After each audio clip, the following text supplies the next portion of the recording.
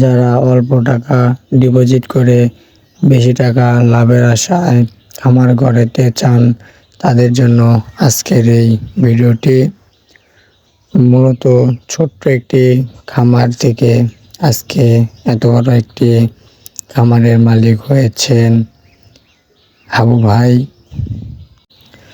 এই খামারটি দেওয়ার আগে হাবু ভাই তার বাসায় মাত্র 5টি ছাগল সে পালন করেছিলেন। এক জাতের, মোট সে 3 জাতের ছাগল পালন করেছিলেন এবং সে 3 জাতের ছাগল মিলে মোট 15টা ছাগল দিয়ে এই খামারটি শুরু করেছিলেন এবং 15টি ছাগল সে মাত্র 60,000 টাকায় কিনেছিলেন।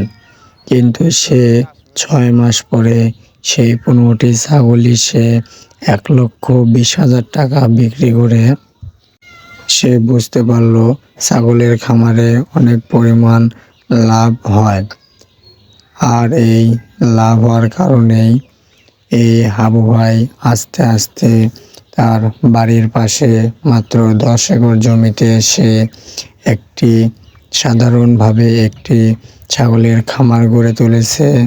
তার ঘরের কন্ডিশনও ভালো এবং সে এখন তার খামারে প্রায় 70 থেকে 100টা ছাগল লালন পালন করে এবং এই ছাগলগুলোকে সে সাধারণত ভুট্টা, খেসারি, গম ইত্যাদি এগুলো ভাঙায়, খাওয়ায় এবং তার বাড়ির পাশে 1 বিঘা জায়গায় ঘাসের আবাদ করেছেন। সে সবুজ ঘাস খাইয়ে থাকেন।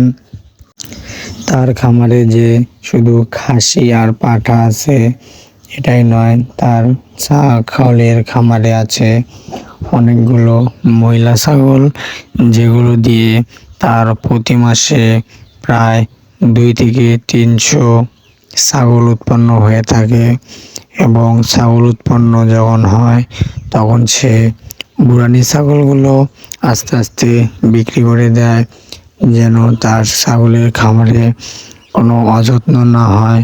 কারণ অতিরিক্ত ছাগল থাকলে তার পক্ষে লালন পালন করা সম্ভব নয় এবং এই ছাগলগুলো যখন সে শুরু করেছিল তখন তার পরিবার থেকে তাকে বারণ করছে, কিন্তু সে শুনেনি।